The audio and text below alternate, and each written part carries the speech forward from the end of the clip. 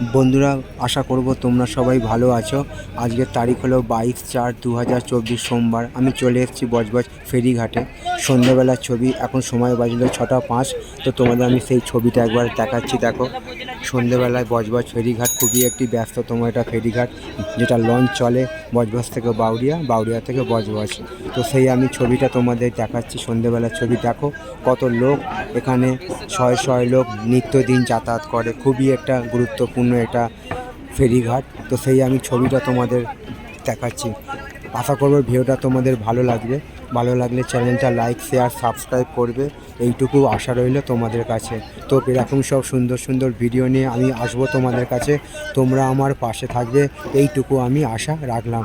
আজকে সকাল থেকে আকাশ মেঘলা হয়ে আছে, তো বিকাল থেকে আরও মেঘলা হয়ে আছে। গরম গত কয়েকদিনের তুলনায় কমই বলা চলে। তো তারই একটা ছবি আমি সন্ধ্যেবেলায় দেখাচ্ছি। বজবজ ফেরিঘাট আমি চলে এসেছিলাম প্রথমে বজবজ কালীবাড়ি। তো মায়ের ছবিটা তোমাদের আমি দেখিয়েছি। তার আমি পরে বজবজ ফেরিঘাটে এসে দেখো, আমার সামনেই যে জাহাজগুলো দাঁড়িয়ে আছে, তেলের জাহাজ। দূরে দেখো, তেল খালি করার জন্য সব বড় বড় বাতি স্তম্ভের মতো লাইট জ্বলছে। আর এখন আমাদের চিরপরিচিত হুগলি নদীতে চলছে ভাটা। আমার সামনেই আছে বজবজ কালীবাড়ি। দেখো জল কত তলায় নেমে গেছে। এটা হচ্ছে সন্ধ্যেবেলার ছবি। তো চলো, ভিডিওটা এই পর্যন্তই রইল।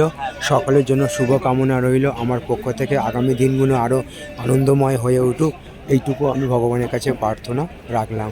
সবার জন্য শুভকামনা রইল আমার পক্ষ থেকে।